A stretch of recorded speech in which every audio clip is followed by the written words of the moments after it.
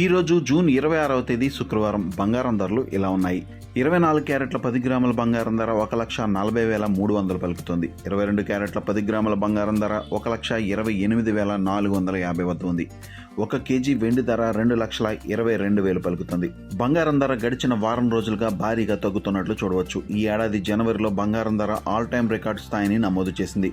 10 గ్రాముల 24 క్యారెట్ల బంగారం ధర జనవరి 23వ తేదీన 1,83,000 రూపాయలు నమోదు చేసింది. అక్కడ నుండి చూసినట్లయితే బంగారం ధర సుమారు 30% వరకు పడిపోయినట్లు గమనించవచ్చు. అదే సమయంలో వెండి ధర కూడా దాదాపు 50% వరకు తగ్గినట్లు గమనించవచ్చు. ప్రస్తుతం అంతర్జాతీయ మార్కెట్లో బంగారం ధర దాదాపు 7 నెలల కనిష్ట స్థాయికి చేరుకున్నట్లు తెలుస్తోంది. ముఖ్యంగా జనవరిలో అంతర్జాతీయ మార్కెట్లో బంగారం ధర ఆల్ టైమ్ రికార్డు స్థాయి 1 ఔన్స్ $5,600 పలకగా అక్కడి నుండి బంగారం ధర ప్రస్తుతం $4,000 దిగువకు పడిపోయింది.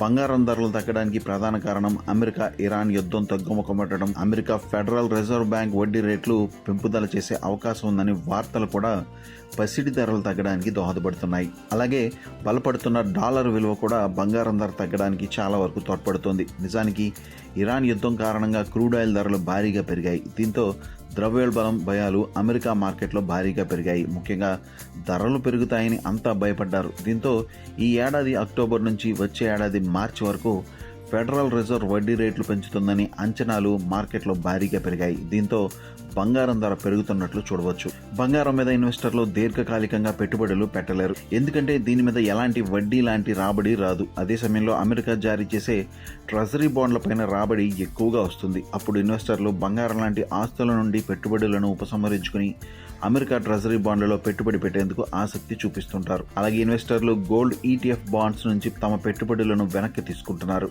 గత ఏడాది గోల్డ్ ETF బాండ్లో పెద్ద ఎత్తున పెట్టుబడి పెట్టిన ఇన్వెస్టర్లు ఇప్పుడు నెమ్మదిగా వెనక్కి తగ్గుతున్నారు.